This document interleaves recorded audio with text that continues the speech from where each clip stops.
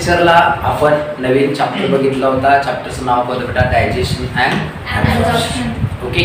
आणि ह्या जे चॅप्टरमध्ये आपण ह्या लेसनमध्ये आपण कशाबद्दल अभ्यास करणार बेटा सेशनमध्ये, तर नवीन चॅप्टर आपला excretory product and their elimination. Actually हा NCERT मध्ये 19 नंबरचा चॅप्टर आहे आणि ह्युमन फिजिओलॉजीमध्ये खूप महत्त्वाचा चॅप्टर आहे, लक्षात ठेवा. ठीक आहे. आता ह्युमन फिजिओलॉजीमध्ये आपण आतापर्यंत काय काय बघितलं ते बघूया. आपण डायजेशन आणि ॲब्झॉर्प्शन बघितलेलं आहे. आता डायजेशन आणि ॲब्झॉर्प्शन बघितल्याच्या नंतर आपण सर्क्युलेशन सुद्धा बघितलेलं आहे. सर्क्युलेशन बघितलेलं आहे, breathing and exchange of gases सुद्धा बघितलेलं आहे आणि त्याच्यानंतर आपण नर्वस सिस्टम सुद्धा बघितलेली आहे. आणि आता आपण मेन पॉईंटवरती आलोय बेटा, लक्षात ठेवा. ह्युमन फिजिओलॉजीचा एक इम्पॉर्टंट चॅप्टर, त्या चॅप्टरचं नाव काय बेटा, एक्सक्रेशन अँड ऑस्मोरेग्युलेशन. आता actually what is mean by excretion and what is mean by osmoregulation हा जो कन्सेप्ट एकदम सिंपल आहे. लक्षात ठेवा की ज्या पद्धतीनं आपल्या बॉडीमध्ये मेटाबॉलिक रिॲक्शन होत असतात, लक्षात ठेवा, ज्या पद्धतीनं आपल्या बॉडीमध्ये मेटाबॉलिक रिॲक्शन होत असतात त्या पद्धतीनं मेटाबॉलिक रिॲक्शन कंप्लीट होत असताना दोन प्रकारच्या मेटाबॉलिक रिॲक्शन कंप्लीट होतात. त्याच्यामध्ये फर्स्ट मेटाबॉलिक रिॲक्शन जी असते तिला म्हणतो आपण ॲनाबॉलिक रिॲक्शन आणि सेकंड मेटाबॉलिक रिॲक्शन जी असते ती असते कॅटाबॉलिक रिॲक्शन. ॲनाबॉलिक रिॲक्शन जी असते ती असते सिंथेटिक असते. कशी असते? सिंथेटिक असते, की ज्याच्यामध्ये बिल्डिंग ब्लॉक्स बनत असतात, लक्षात ठेवा, मटेरियल्सचे. कॅटाबॉलिक मध्ये काय असते? डिग्रेडेशन होत असते, कंपाऊंड काय होतो, ब्रेक होतो आणि एखादा नवीन त्या ठिकाणी बाय प्रोडक्ट काय होतात, बनतात. तर आपल्या बॉडीमध्ये ज्या वेळेला मेटाबॉलिक रिॲक्शन होत असतात त्यावेळेस काय होते बेटा, तर खूप साऱ्या ज्या काही बाय प्रोडक्ट्स आहेत ते बनतात आणि त्यातले काही बाय प्रोडक्ट जे असतात ते आपल्या बॉडीसाठी घातक असतात आणि ते घातक असलेले जे बाय प्रोडक्ट्स आपल्या बॉडीमध्ये बनतात ते आपल्या बॉडीला काय असणार आहे, टॉक्सिक सबस्टन्सेस असणार आहे आणि ते टॉक्सिक सबस्टन्सेस आपल्या बॉडीमध्ये ठेवणं योग्य गोष्ट नसते. अशा प्रकारचे जे एक्सेसिव्ह डायजेशन नंतर असेल, एक्सेसिव्ह ड्रिंकिंग नंतर असेल, एक्सेसिव्ह ड्रग्स नंतर असेल, एक्सेसिव्ह अल्कोहोलिझम नंतर असेल, एक्सेसिव्ह स्मोकिंग नंतर असेल किंवा एक्सेसिव्ह ब्रीदिंग नंतर असेल, अशा प्रकारे बनलेले जे कोणतेही मटेरियल्स आपल्या बॉडीमध्ये जे बनतात जे एक्सेस अमाऊंटमध्ये असतात त्याला इलिमिनेट करण्यासाठी एक सिस्टम गरजेची असते आणि access waste material synthesis in the body are eliminated okay by the process is called as excretion and such product is called as excretory product. लक्षात ठेवा, अशा प्रकारचे प्रोडक्ट जे आपल्या बॉडीसाठी घातक आहे, हानिकारक आहे, अशा प्रोडक्ट्सला आपल्या बॉडीमधून बाहेर काढणं खूप गरजेचं असतं आणि ते बाहेर काढण्याची जी प्रोसिजर आहे त्यासाठी लागलेली सिस्टम असते, त्या सिस्टमला आपण काय म्हणतो बेटा, तर एक्सक्रेशन असं म्हणतो. I hope introduction of excretion तुम्हाला कळालं असेल, समजलं तुम्हाला, लक्षात असून घ्या. काय म्हणायचं माहिती का, आपण बघतोय chapter excretory product and their elimination. Okay.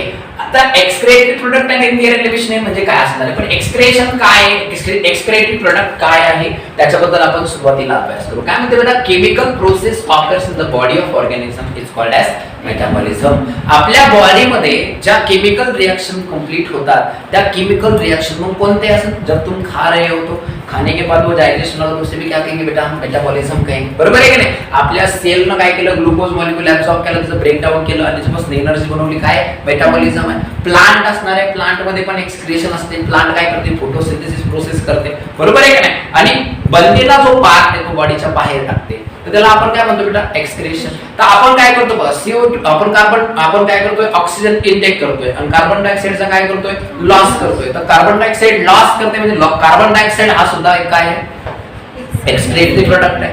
Waste आपण खाल्लेलं आहे, अनडायजेस्टेड मटेरियल आपण बॉडीच्या बाहेर टाकतोय as in the form of extract, त्याला सुद्धा काय म्हणणार बेटा, आपण एक्सक्रेशन म्हणणार आहे. लक्षात ठेवा, आपल्या बॉडीमध्ये बनत असलेला जो अमोनिया आहे तो अमोनिया सुद्धा आपण काय करतोय, बॉडीच्या बाहेर टाकतोय, कारण तो टॉक्सिक सबस्टन्स आहे आपल्या बॉडीसाठी. तर हे पण काय झालं बेटा, एक्सक्रेशन झालं. म्हणजे आपल्या बॉडीमध्ये बनत असलेले आयन्स, आपल्या बॉडीमध्ये बनत असलेलं एक्सेसिव्ह सॉल्ट, आपल्या बॉडीमध्ये असलेलं एक्सेसिव्ह वॉटर, आपल्या बॉडीमध्ये असलेले एक्सेसिव्ह फूड, आपल्या बॉडीमध्ये असलेले जे काही अननेसेसरी कंपाऊंड इलिमिनेट केले जातात बॉडीच्या बाहेर, त्याला काय म्हणत असतो बेटा, आपण एक्सक्रेशन असं म्हणतो. लक्षात ठेवा, ध्यान द्या. It involve the catabolic and anabolic process. जे मेटाबॉलिझम असते, मेटाबॉलिझम मध्ये दोन प्रोसेस असतात, एक असते कॅटाबॉलिक, एक असते एनाबॉलिक. कॅटाबॉलिकला म्हणतो आपण डिग्रेडिंग रिएक्शन आणि त्याच्यामध्ये काय होते, ब्रेकडाऊन ऑफ द मटेरियल.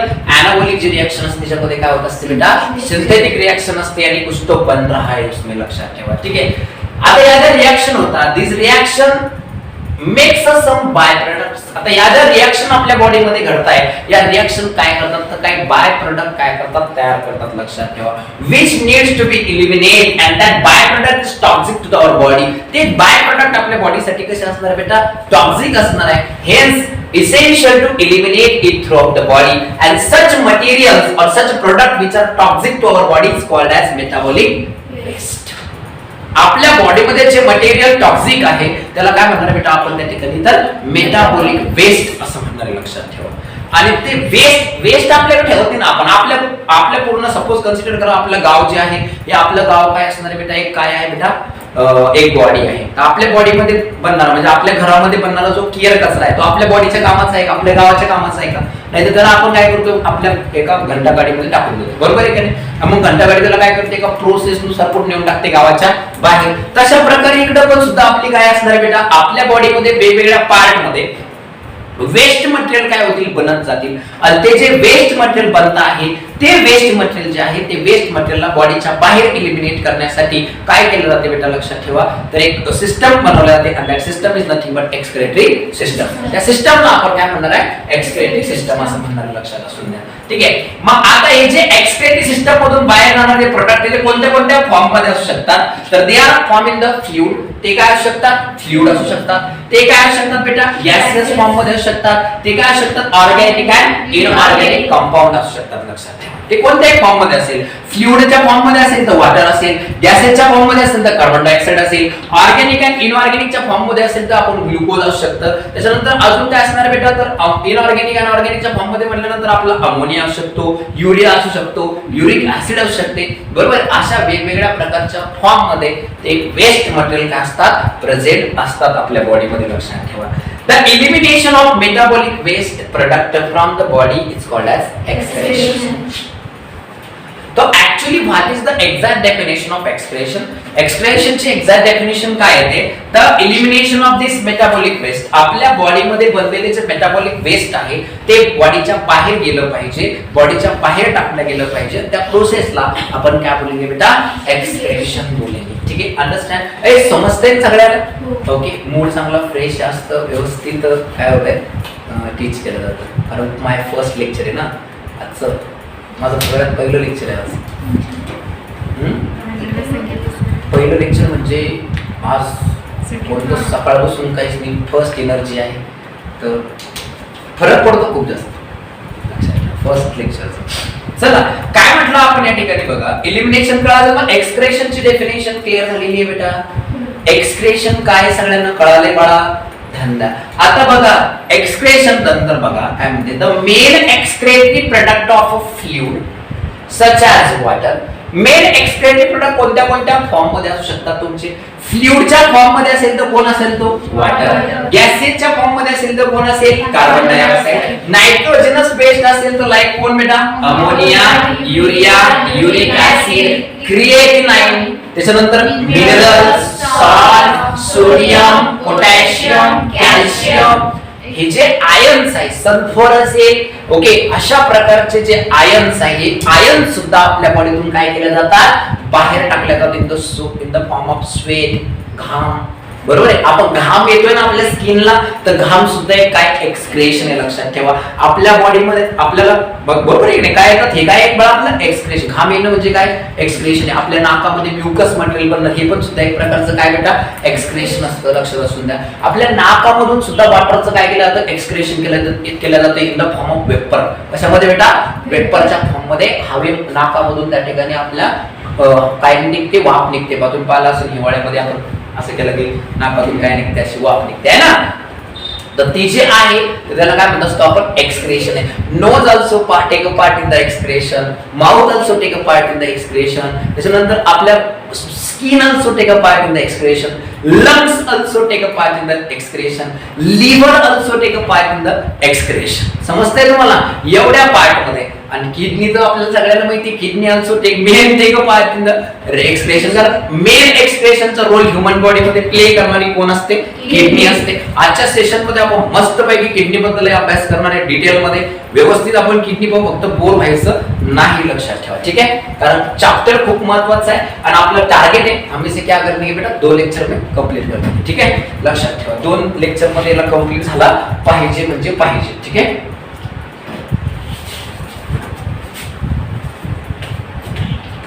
लक्षात ठेवा. चला नेक्स्ट पॉइंट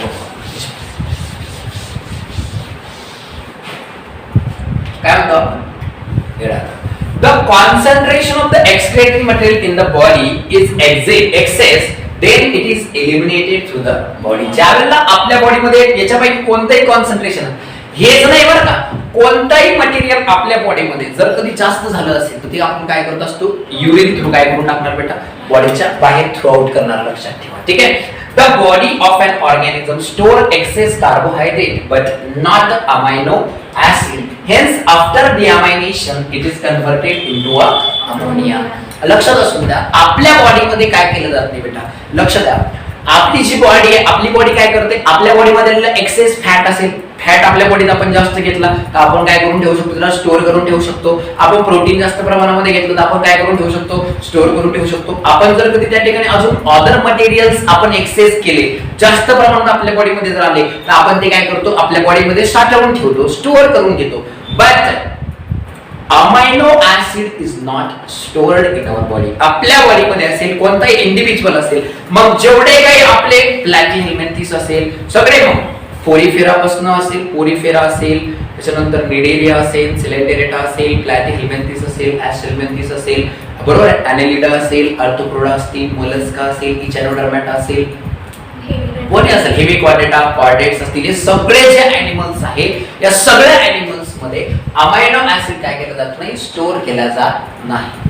आणि हे जे अमायनो ऍसिड आहे, हे अमायनो ऍसिड काय केलं जातं बेटा? त्याचं डीअमायनेशन केलं जातं. काय केलं जाते? डीअमायनेशन. आता व्हॉट इज मीन बाय डीअमायनेशन? डीअमायनेशन म्हणजे काय असते? तर removal of the amine group. कोणता बेटा? Removal of amine group from the amino acid. Okay, amine group काय करायचा आहे? त्याच्यापासून काय करायचं? रिमूव्ह करायचा. कशापासून बेटा? आपल्या अमायनो ऍसिड पासून. त्याला काय म्हणतो आपण? डीअमायनेशन प्रोसेस. आणि या डीअमायनेशन प्रोसेस नुसार आपल्या बॉडीमध्ये जो प्रोडक्ट बनतो, जो मोस्ट टॉक्सिक प्रोडक्ट आहे, त्या टॉक्सिक प्रोडक्टचं नाव काय बेटा? अमोनिया. लक्षात असू द्या, तो अमोनिया असतो. ध्यानात असून द्या, deamination of the amino acid काय बनतं बेटा? अमोनिया.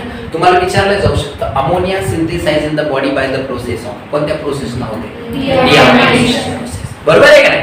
डीअमायनेशन प्रोसेस ना बनते. Ammonia is a highly toxic necessary to eliminate through the body. आता हे भरपूर वेळेस आपलं रिपीट झालंय का? काय रिपीट झालंय आपल्या बॉडीमध्ये? आपल्याला एक गोष्ट कळून गेली की आपल्याला काहीतरी बॉडीच्या काय करू नये? बाहेर टाकणे. बाहेर टाकणे म्हणजेच कोणते प्रोडक्ट येते? एक्सक्रेटरी प्रोडक्ट आहे. मग आपल्याला सगळ्यात पहिले चॅप्टरचे 2 भाग आहेत. एक भागात आपल्याला बघतोय एक्सक्रेटरी प्रोडक्ट, बरोबर आहे. एका भागात काय बघणे आपल्याला? एक्सक्रेटरी प्रोडक्ट, आणि त्याला एलिमिनेट करण्यासाठी जी सिस्टम आहे ती सिस्टम दुसऱ्या भागात बघायची. कळलं तुम्हाला की कसं आपण त्याला काय करून बॉडीच्या बाहेर टाकणार? लक्षात घ्या. ठीक आहे, इथपर्यंत क्लिअर झालंय कन्सेप्ट? ओके, चला नेक्स्ट पॉइंट आपण बघूया थोडासा. Ammonia is a highly toxic. Okay, this is a in this process. कोणत्या प्रोसेस मध्ये? डीअमायनेशन प्रोसेस मध्ये काय होते? In this process, amino group is separated from the amino acid and ammonia is formed. सोपी condition एकदम, लक्षात ठेवा. अमोनिया कसा बनते? तर अमायनो ऍसिडच्या ग्रुप पासून अमायनो ग्रुप काय केलं जातं बेटा? सेपरेट काढला जातो. लक्षात ठेवा. ठीक आहे, ammonia is the basic product of deamination process. ठीक आहे, त्याच्यानंतर काय म्हणतात? It is a highly toxic, hence it is to be diluted immediately if there is a no or limited access to water. Need for conversion of the ammonia becomes necessary. Thus, availability of the water play the key role in the deciding the mode of excretion in the organism. अर्थात काय असतो बेटा? लक्षात ठेवा, जो ammonia आपल्या body मध्ये बनतोय हे खूप टॉक्सिक आहे. बोले तो एवढा टॉक्सिक आहे डायरेक्टली आपल्या बॉडी मधल्या एन्झायमॅटिक रिएक्शन तो काय करून टाकणार? डायरेक्ट डॅमेज करून टाकणार. ज्याही पार्ट मध्ये अमोनिया जास्त साचल्या जाईल तर लगेच आपल्या त्या भागामध्ये काय होईल, ते टिश्यू काय होणार, डॅमेज होऊन जाईल. त्याच्यामध्ये कोणत्याच एन्झायमॅटिक रिएक्शन होणार नाही, रेस्पिरेशन ब्लॉकेज होऊन जाईल, एंडोप्लाझ्मिक रेटिक्युलम फंक्शन करणार नाही. लक्षात ठेवा, म्हणजे अमोनिया सगळ्याला काय करून टाकत, डॅमेज. म्हणजे आपल्या बॉडीसाठी, ह्युमन बॉडीसाठी असेल, प्रत्येक लिव्हिंग ऑर्गॅनिझमच्या बॉडीसाठी अमोनिया कसं एकदम टॉक्सिक आहे. मग आता मला सांगा, अमोनिया जर कधी टॉक्सिक आहे तर आपल्याला अमोनियाच्या फॉर्म मध्ये अमोनिया जर कधी बाहेर टाकायचं असेल तर आपण असं म्हणणार आहे की अमोनियाला बाहेर टाकण्यासाठी आपण एखादं आपल्या बॉडीमध्ये एक सिस्टम बनवू अमोनिया बाहेर टाकण्यासाठी. नाही बनवणार आपण एखादी सिस्टम. का तर तो पूर्ण बॉडीतून जाईल, म्हणजे चाललं तर टिश्यू मध्ये कॉन्टॅक्ट मध्ये येईल, टिश्यूच्या कॉन्टॅक्ट मध्ये येईल, टिश्यूच्या कॉन्टॅक्ट मध्ये आला म्हणजे तो टिश्यू काय होणार, डॅमेज. तर आपल्याला अशा प्रकारचा निर्णय भूमिका घ्यावा लागेल की अमोनियाला काय करायचंय, बाहेरच्या बाहेर टाकायचं असेल तर अमोनियाच्या फॉर्म मध्ये न टाकता आपण काय करायचं, अमोनियाचं कन्व्हर्जेशन त्याच्यापेक्षा कमी टॉक्सिक सबस्टन्स मध्ये करायचं आणि मग तो सबस्टन्स काय करायचा, बॉडीच्या बाहेर टाकायचा. कळलं का मला? त्यावेळेला मग काय होईल, आपला जो काही अमोनिया आहे तो काय होईल, बॉडीच्या बाहेर येतो, तो अमोनियाच्या फॉर्म मध्ये जाणार नाही. मग हे ठरवून कोण, जर अमोनिया डायरेक्ट बॉडीच्या बाहेर जर टाकायचा असेल तर पाण्याचं प्रमाण कसं लागतं, जास्त. बरोबर आहे. आणि जे ऑर्गॅनिझम पाणी जास्त नाही मग ते डायरेक्ट अमोनियाच्या फॉर्म मध्ये एक्सक्रेशन करू शकत नाही. म्हणजे मेन अमोनिया असो, अमोनिया हा जो एक्सक्रेटिव्ह प्रोडक्ट आहे हा बॉडीच्या बाहेर टाकायचा असेल तर मेन की फॅक्टर रोल कोणाचा येतो, वॉटरचा, प्रेझेन्स ऑफ वॉटर. म्हणजे डायरेक्टली ऑर्गॅनिझम कोणत्या फॉर्म मध्ये एक्सक्रेशन करणार हे डिपेंड असतं त्याच्या हॅबिटॅटवर. कशावर डिपेंड आहे, त्याच्या हॅबिटॅट. म्हणजे काय बघा, त्याचं राहण्याचं निवासस्थान, तो कुठं राहतो. जर तो पाण्यात राहत असेल तर सरळ सरळ तो कशात काय करणार, डायरेक्ट अमोनियाच्या फॉर्म मध्ये काय करून टाकणार, एक्सक्रेशन. कारण त्याच्याकडे पाण्याचं प्रमाण कसं आहे, जास्त आहे. बरोबर आहे की नाही? आणि जर तो समजून घ्या टेरेस्ट्रियल असेल तो काय करेल, तो युरियाच्या फॉर्म मध्ये करेल. कारण तो काय करणार, त्याच्यापेक्षा लेस टॉक्सिक पाहिजे त्याला. आणि जर समजून घ्या त्याच्यापेक्षा पाणी एकदम वाचवायचं, जास्त वाचवणार असेल, बर्ड्स वगैरे, तर तो कोणत्या फॉर्म मध्ये करेल, युरिक ऍसिडच्या फॉर्म मध्ये करेल. म्हणजे डायरेक्टली हे स्वतः कोण डिसाइड करतं, habitat of the living organism decide करतो की तो कोणत्या पद्धतीने काय करणार आहे, एक्सक्रेशन करणार आहे. लक्षात ठेवा. Is that clear? Note down करत चालावर लक्षात ठेवा. त्याच्यामध्ये 5 एनसीईआरटी मध्ये आहे का नाही, ठीक आहे, ध्यानात द्या. मग व्यवस्थित नोट डाऊन करत चाललं की मग काय होते, आपल्याला प्रॉब्लेम नाही राहणार. लक्षात आहे, सगळं क्लिअर होऊन जाईल. मग आपण काय म्हणणार, it is a highly toxic. कळालं तुम्हाला? There are 3 types of organisms according to excretion. बघा, एक्सक्रेशन करण्याच्या प्रोसेस वरून आणि त्यांच्या एक्सक्रेटरी प्रोडक्ट वरून की कोणत्या फॉर्म मध्ये एक्सक्रेशन होतंय याच्यावरून ऑर्गॅनिझमचे प्रकार किती पडतात बेटा, 3 प्रकार पडतात. लक्षात, किती, 3 प्रकार पडतात. लक्षात असू द्या. कळतंय? कशावरून, according to excretory product. There are 3 types of individuals और 3 टाइप्स ऑफ एनिमल्स. कोणते कोणते बघा, सगळ्यात पहिले अमोनोटेरिक. ओके, कोण आहे बेटा, अमोनोटेरिक. म्हणजे प्रोसेस नाव ना आपण अमोनोटेरिझम. नंतर कोण आहे बेटा, दुसरा युरियोटेरिझम. नंतर कोण आहे बेटा, युरिकोटेरिझम. आणि नंतर कोणता बेटा, ग्वानोटेरिझम. हा एक्स्ट्रा वाला आहे, पण ऍक्च्युअली किती वाला एकूण 3च आहे. कोणते कोणते आहे, अमोनोटेरिझम, युरियोटेरिझम, नंतर युरिकोटेरिझम. क्लियर? चलो, पहले हम बात करते हैं किसके बारे में बेटा, अमोनोटेरिझम. काही क्वेश्चन्स याच्यातच नीटच्या लक्षात एकदम बढिया आहे. आपण लावलेली ट्रिक्स या ठिकाणी फेल होऊन जाणार, ठीक आहे. आणि आपल्याला मग मार्ग पण आपले करू शकते. लक्षात ठेवा कसे करतात मार्ग, ते सांगतो मी तुम्हाला. काळजी करून लक्ष द्या. Elimination of nitrogenous waste in the form of ammonia. जो ऑर्गेनिज्म क्या कर देते बेटा, अमोनिया के फॉर्म में क्या कर देंगे, एक्सक्रेशन कर देंगे उसे. तो क्या बोलेंगे उससे बेटा, हम अमोनोटेरिज्म प्रोसेस कहेंगे. The process in which the elimination of nitrogenous waste product in the form of ammonia. अमोनियाच्या फॉर्म मध्ये जात असेल त्याला काय म्हणणार आहे आपण, डायरेक्ट अमोनोटेरिझम. आता excess ammonia disturb the pH of the body, affected on the metabolism of the enzymatical reaction and the make a plasma membrane unstable. म्हणजे अमोनिया काय करणार आहे, टॉक्सिक आहे सराउंडिंग टिश्यूला इनडायरेक्ट. शॉर्टकट मध्ये पॉइंट दिलेला असतो, मी काय म्हणलं असतं का, ammonia is very toxic to the surrounding tissue because they damage the tissue. काय डॅमेज करते, टिश्यूला काय करून टाकेल, डॅमेज करेल. त्याच्यामुळे काय करणार आपण, it is readily soluble in the water and needs to be large quantity of water. हा पाण्यात सहजासहजी काय होत नाही बेटा, विरघळत नाही. लक्षात, तो विरघळतो, सॉरी काय होतो, विरघळतो. त्याच्यामुळे काय होणार लक्षात असू द्यायला, इलिमिनेट जर कधी करायचं असेल तर आपल्याला पाण्याचं प्रमाण कसं लागेल बेटा, जास्त लागेल. एकदम कसं लागेल, जास्त, कारण तो टॉक्सिक आहे. त्यामुळे पाण्याचं प्रमाण कसं लागेल आपल्याला जास्त लागते, लक्षात ठेवा. मग आता काय म्हणतोय, त्याच्यामुळं हे जे ऑर्गॅनिझम अमोनिया थ्रू एक्सक्रेशन करणार आहे, जे ऑर्गॅनिझम काय करतील, अमोनिया थ्रू एक्सक्रेशन करतील, त्यांच्यामध्ये एक फायदा आहे. ते जर कधी ॲक्वॅटिक आहे, पाण्यात राहतात, त्यांच्याकडे पाण्याचं प्रमाण कसं असते, जास्त असते. मग त्यांच्याकडे पाण्याचं प्रमाण जर कधी जास्त असेल तर सरळ त्यांना अमोनियाच्या फॉर्ममध्ये एक्सेंट्रिक मटेरियल बनलं आणि अमोनियाच्या फॉर्ममध्ये डायरेक्ट टाकलं, त्यांना पाण्याच्या बॉडीच्या बाहेर टाकलं, तर त्यांना त्याच्यावर प्रोसेस करण्याची गरज पडली काही नाही. यांच्यामध्ये एनर्जी वाचली, कारण आपल्याला अमोनिया बॉडीच्या बाहेर टाकू शकत नाही आपण, तर आपल्याला युरियाच्या फॉर्ममध्ये अमोनिया बाहेर टाकावा लागतो. आणि आपल्यामध्ये एक युरिया बनण्यासाठी जवळपास 3 एटीपी मॉलिक्युलचा काय करायला खर्च येतो. किती? 3. म्हणजे आपल्या दिवसातून किती मॉलिक्युल आपण बनवत असेल तर त्याचा किती एटीपी आपले लॉस होत असेल, बरोबर आहे की. म्हणजे आपली एनर्जी लॉस होती. आणि ह्या ऑर्गॅनिझम मध्ये एनर्जी काय होते, सेव्हिंग होते, लक्षात ठेवा. त्यांची एनर्जी वाचते.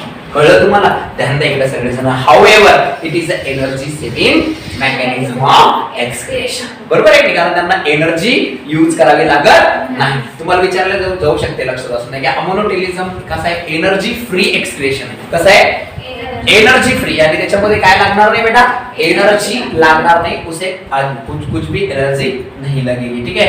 Hence animals that have plenty, okay, लक्षात ठेवा, plenty of water available for dilution of ammonia excrete nitrogenous waste in the form of ammonia. ज्या लोकांकडे, ज्या एनिमल्सकडे जास्त प्रमाणामध्ये काय असेल बेटा, पाणी असेल, तेच लोक लगेच काय करून टाकतील, अमोनियाच्या फॉर्म मध्ये काय करून टाकणार आहे, एक्सक्रेशन. असं म्हणणार मग आपण एखादा माणूस पाण्यामध्ये जाऊन पडला असता, मग त्याला म्हणला ना आपण आम्ही अमोनियाच्या फॉर्म मध्ये एक्सक्रेशन करू, असं राहणार आहे का, नाही. लक्षात ठेवा, त्यासाठी स्पेशल गिल्स लागतात. काय लागतात, गिल्स थ्रू एक एक्सक्रेशन होते. किडनी थ्रू अमोनिया एक्सक्रेट होऊ शकत नाही. एनसीईआरटी मध्ये डायरेक्ट लाईन दिलेली, लक्षात ठेवा की काय, kidney not play a role of excretion by the ammonotelism. लक्षात ठेवा, अमोनोटेलिझम नुसार किडनी काय करू शकत नाही, एक्सक्रेशन करू शकत नाही. लक्षात ठेवा, कळलं तुम्हाला. कारण किडनी पर्यंत अमोनिया जर कधी गेला तर किडनीला काय करून टाकत, तो डॅमेज करून टाकत. कळलं तुम्हाला.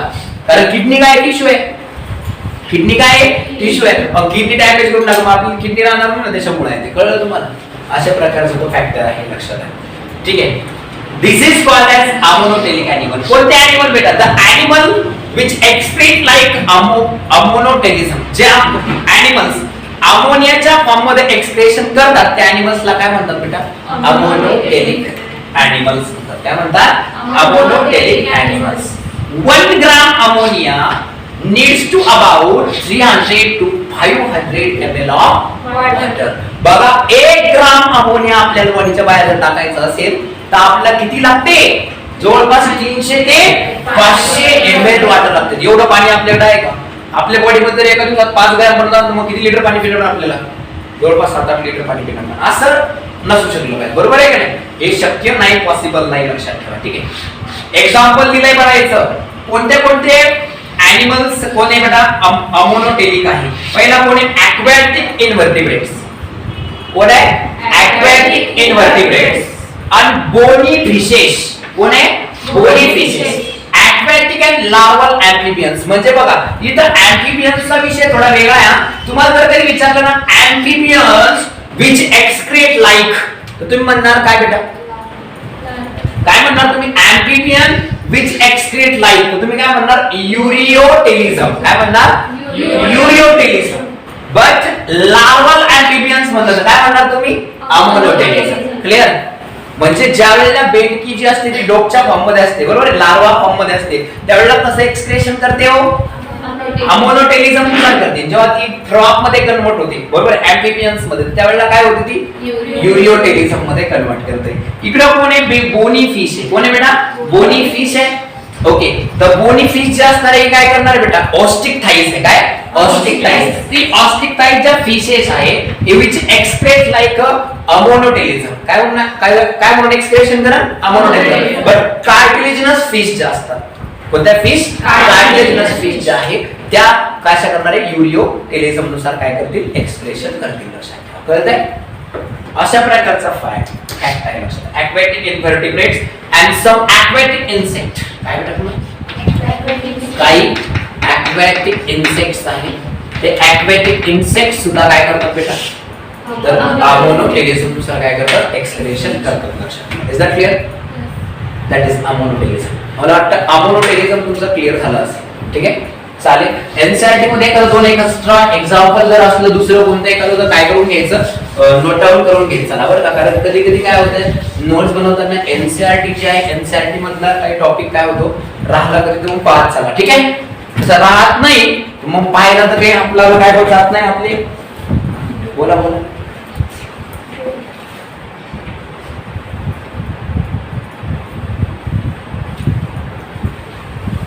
अमोनोटेलिझम नुसार एक्सक्रेशन कोणते एनिमल्स करतात, ध्यान द्यायचं सगळ्यांनी. Animals without excretory system. कोण? अशा प्रकारचे एनिमल्स की ज्यांच्यामध्ये काही नाही बेटा, एक्सक्रेटरी सिस्टम नाही. असे सगळे एनिमल्स कोणत्या पद्धतीने काय करतात, कोणत्या पद्धतीने काय करतात बेटा, एक्सप्रेशन करतात, अमोनोटेलिझम. काही एक्झाम्पल्स आहे, प्रोटोझोआ युनिसेलुलर ऑर्गॅनिझम आहे, हा काय करतो बेटा, अमोनोटेलिझमच्या फॉर्म मध्ये डायरेक्ट अमोनियाच्या फॉर्म मध्ये काय करतो, एक्सक्रेशन करतो. ठीक आहे, त्याच्यानंतर पुन्हा काय होतो, ammonotelic animals excrete ammonia through the general body surface and gills. Ammonia बॉडीच्या बाहेर टाकण्यासाठी कोणते कोणते बॉडीचे ऑर्गन्सचा यूज केला जातो. एक तर कशाचा बेटा, डायरेक्ट बॉडी सरफेस म्हणजेच काय बेटा, direct through the skin, direct skin through. ठीक आहे, किंवा मग काय बेटा, गिल्स. बाकी किडनी थ्रू टाकण्यात जाणार नाही. किडनी थ्रू अमोनिया बॉडीच्या बाहेर टाकला जात नाही. मग किडनी थ्रू टाकायचं तर आपल्याला काय करावं लागेल, अमोनियाचं कन्व्हर्जेशन कशात करावं लागेल, युरियामध्ये करावं लागेल. लक्षात ठेवा. कळतंय? तुमचं चॅप्टर कॉमेडी नाही का, चॅप्टर थोडा बोर आहे. ठीक आहे, पण इतके आपण कॉमेडी करू शकत नाही, काही गरज बी नाही त्याची. गरज आहे. नंतर कोण आहे बेटा आपला, युरियोटेलिझम बघायचं आहे. What is the actual ureotelism. Ureotelism काय असेल बेटा, आता सगळ्याला माहित असलं पाहिजे. तुम्ही बोला आता मला, युरियोटेलिझम काय असेल, elimination of nitrogenous waste in the form of urea. लक्षात ठेवा, युरियाच्या फॉर्म मध्ये नायट्रोजनस वेस्ट प्रोडक्ट जर बाहेर टाकला काय म्हणणार आपण, युरियोटेलिझम असं म्हणणार. लक्षात ठेवा, तुम्ही बोलले कधी तुमचा मूड बनलेला नाही. ठीक आहे, त्याच्यामुळे तुम्ही बोला, ध्यान द्या. मग आता युरियोटेलिझम म्हणजे काय असेल तर आपण या ठिकाणी काय करणार, it is a less toxic. कोण, युरिया. युरिया कसा असणार आहे, लेस टॉक्सिक आहे अँड रिक्वायर लेस वॉटर. किंवा सॉरी आपण काय म्हणणार, हा लेस टॉक्सिक आहे, less water soluble than ammonia. Due to this it require less water for elimination. आपल्याला बॉडीच्या बाहेर युरियाच्या फॉर्म मध्ये जर काही रिएक्टिव्हिटी मटेरियल टाकायचं असेल तर आपल्याला काही नाही राहणार बेटा, गरज नाही जास्त वॉटरची. ठीक आहे, कारण हा लेस वॉटर सोल्युबल आहे दॅन अमोनिया. अमोनियापेक्षा वॉटर सोल्युशनची कॅपॅसिटी कशी आहे, कमी आहे. मग आपण काय म्हणतो, त्याच्यामुळेच याला वॉटर जास्त लागणार नाही. Compare to ammonia about 100 time less water in the human.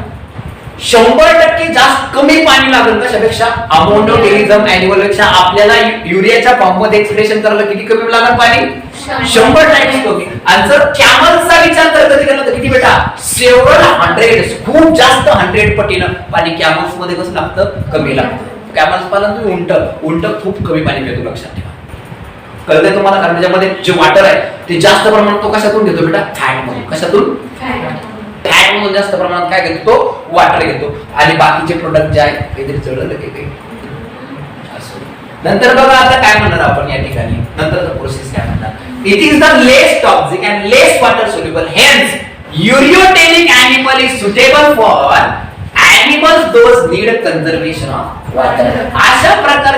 अशा प्रकारचे एनिमल्स की जे एनिमल्सला वॉटर कन्झर्वेशन करणं गरजेचं आहे. पाणी जे आहे ते पाणी काय करणं गरजेचं आहे बेटा, संवर्धन करणं गरजेचं आहे. कमी पाण्यात त्यांना जीवन जगायचं असेल अशा प्रकारचे जे काही काय असणार बेटा एनिमल्स आहेत, ते एनिमल्स कशा पद्धतीने एक्सक्रेशन करणार आहे बेटा, युरियोटेलिझम नुसार काय करणार आहे, एक्सक्रेशन करणार आहे. Hence it is commonly in the terrestrial animals as they have conserved water. त्याच्यामुळे मॅक्सिमम टेरेस्ट्रियल कोणते टेरेस्ट्रियल प्राणी बरं का, आपण कोण आहे बेटा, टेरेस्ट्रियल.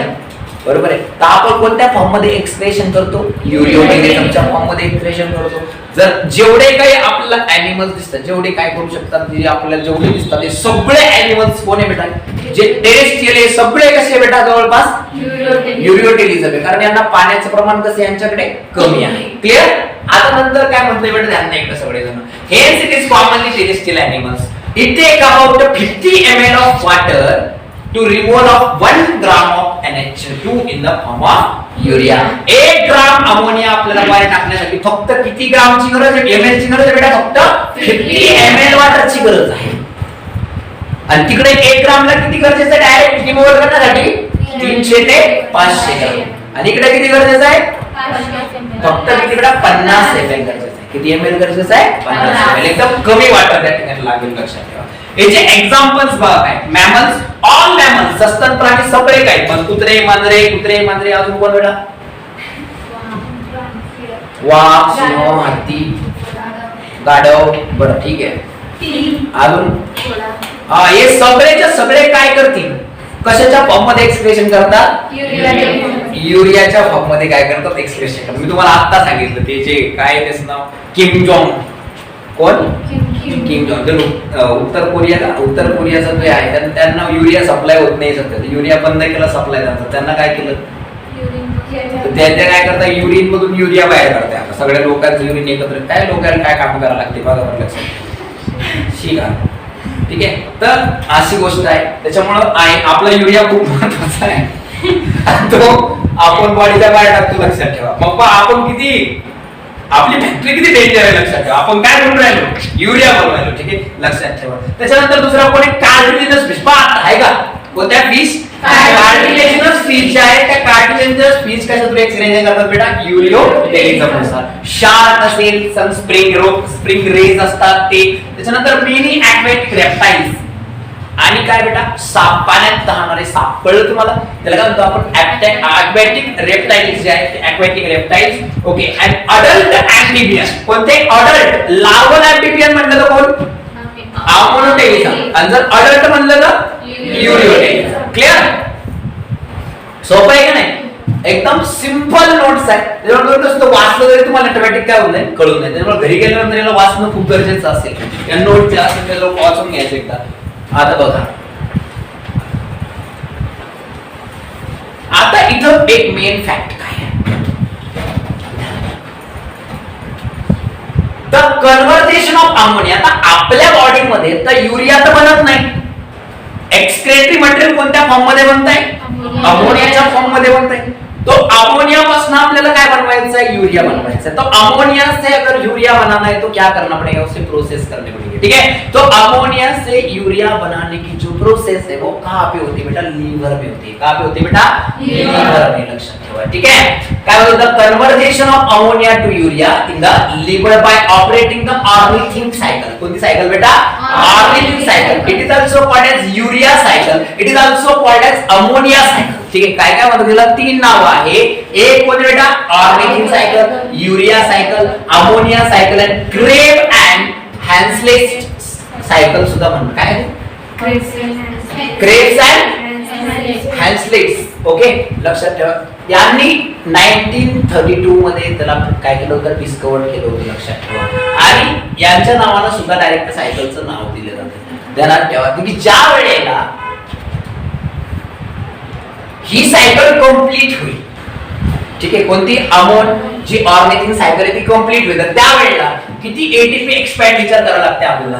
3 एटीपी मॉलिक्यूल, यानी 3 एडेनोसाइन ट्रायफॉस्फेट मॉलिक्यूल काय करावं लागतं आपल्याला त्या ठिकाणी यूज करावं लागते to conversion of to formation of 1 urea. एक यूरिया अमोनिया पासून बनवण्याचा असेल आपल्याला तर किती एनर्जीचा खर्च येतो बेटा? आपल्याला जवळपास 3 एटीपी चा काय येतो बेटा? आपल्याला खर्च येते। लक्षात ठेवा। पण आता इथं आयएमपी पॉइंट आहे। सो मेनी आयएमपी पॉइंट एक केला एनसीईआरटी मध्ये सुद्धा दिलेला आहे। लक्षात ठेवा की काय दिलंय बघा, ध्यान द्या।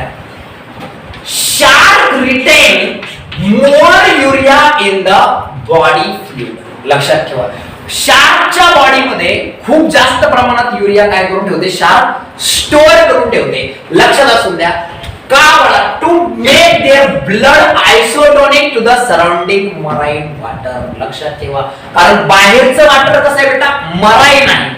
ओके, तर त्याच्यामुळे आतमधलं वॉटर, जे आतमधलं ब्लड आहे, हे सुद्धा त्याच्या बरोबरीचंच कसं असलं पाहिजे, टॉक्सिक असलं पाहिजे. बरोबर आहे की नाही.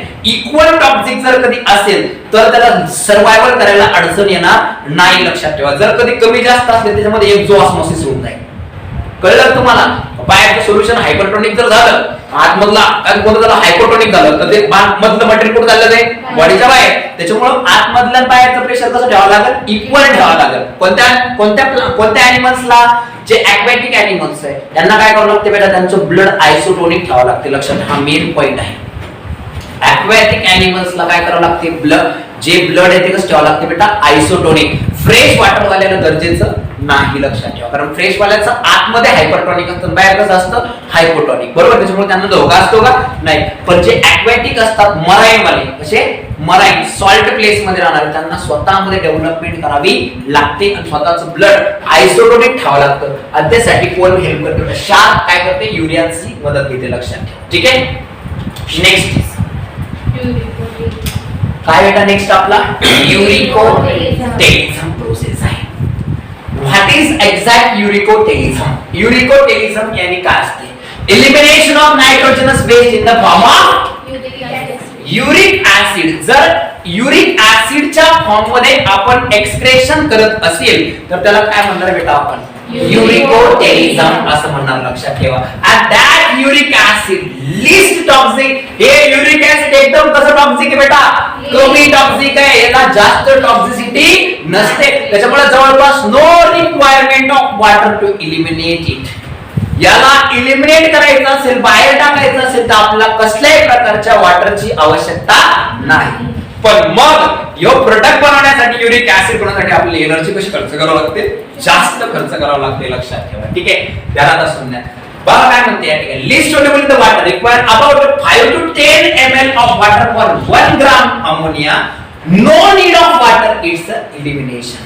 नेसेसरी का पाणी असलंच पाहिजे नाही, बिना पाण्याचं सुद्धा एक्सक्रेशन होऊ शकते. लक्षात ठेवा. नीट कोण करते, बर्ड्स करतात. कोण करते बेटा, birds. Animal those need to conserve more water as follow uricotelism. ज्या एनिमल्सला खूप जास्त पाणी वाचवण्याची गरज आहे, अशाच प्रकारचे जे एनिमल्स आहेत ते काय फॉलो करतात बेटा, युरिकोटेलिझम प्रोसेस काय करतात, फॉलो करतात. कळलं तुम्हाला इथपर्यंत. चलो नेक्स्ट टॉपिक के बारे में पढ़ेंगे. अभी क्या होता है, ammonia converted into uric acid. अमोनियाचं कन्वर्जन कशामध्ये करणे, आता युरिक ऍसिड मध्ये. रीडर स्टेप कशा आहेत बघा. पहिले म्हणला ammonia by the process of deamination. काय डिअमायनेशन प्रोसेस मध्ये काय बनला बेटा, अमोनिया. तिला अमोनिफिकेशन सुद्धा म्हणतात. काय म्हणतात, अमोनिफिकेशन. ठीक आहे. मग आपण काय म्हणतो, अमोनिया बनला, अमोनियाचं कन्वर्जेशन नंतर कशामध्ये होणार बेटा, युरिक ऍसिड. युरिया मध्ये. पहिले कशामध्ये होणार, युरिया. नंतर युरियाचं कन्वर्जेशन कशामध्ये होणार, युरिक ऍसिड. म्हणजे इथून इथपर्यंत एनर्जीचा खर्च, परत इथून इथपर्यंत एनर्जीचा खर्च. म्हणजे काय, युरिया या 3 स्टेप करा. अमोनियाच्या फॉर्म मध्ये बाहेर टाकला तर नो नीड ऑफ एनर्जी. युरियाच्या फॉर्म मध्ये बाहेर टाकला तर 3 ATP पर मॉलिक्यूल. बरोबर आहे. आता याच्यापेक्षा जास्त एनर्जी खर्च करावी लागेल. कशासाठी, जर आपल्याला युरिक ऍसिड बनवायचा असेल तर. म्हणजे ही खूप एक्सपेन्सिव्ह एक्सक्रेशन मेथड आहे. कशी एक्सपेन्सिव्ह, खूप खर्चिक आहे, जास्त खर्च होईल याच्यावरती. कळलं तुम्हाला. मग तुम्हाला जर विचारलं कोणती जास्त एनर्जी एक्सपेंडिचर प्रोसेस आहे तर कोणती असते, युरिकोटेलिझम. क्लिअर. लक्ष नसून एकदम छान टॉपिक आहे. लक्ष. ठीक आहे. चलो अब नेक्स्ट टॉपिक के बोलूं. Ammonia converted into uric acid by the कोणती बेटा त्या ठिकाणी, तर काय म्हणतो आपण त्याला, इन आयसोनिक ऍसिड. काय म्हणतो आपण त्याला, इन इनोसिनिक ऍसिड पाथवे. काय म्हणतात, inosinic acid pathway in the liver of bird. फक्त हा पाथवे कोणामध्ये होतो बेटा, फक्त आणि फक्त बर्ड्सच्या लिव्हर मध्ये होतो. त्याला इनोसिनिक म्हणू आपण. काय म्हणू, inosinic acid pathway. Inosinic acid pathway. लक्षात ठेवा. ठीक आहे. द बर्ड्स, सम इन्सेक्ट्स, काही बर्ड्स, काही insect, many reptiles Land snails are uricotelic because they needs to conserve the water. लक्षात ठेवा. आपल्या भसोभोवताली असलेले कोणकोणते पक्षी आहेत तुम्ही पाहिलं असेल, पक्षाचं फिसल मटेरियल बघितलं असेल तर ते व्हाईटिश कलरचं असते आहे की नाही.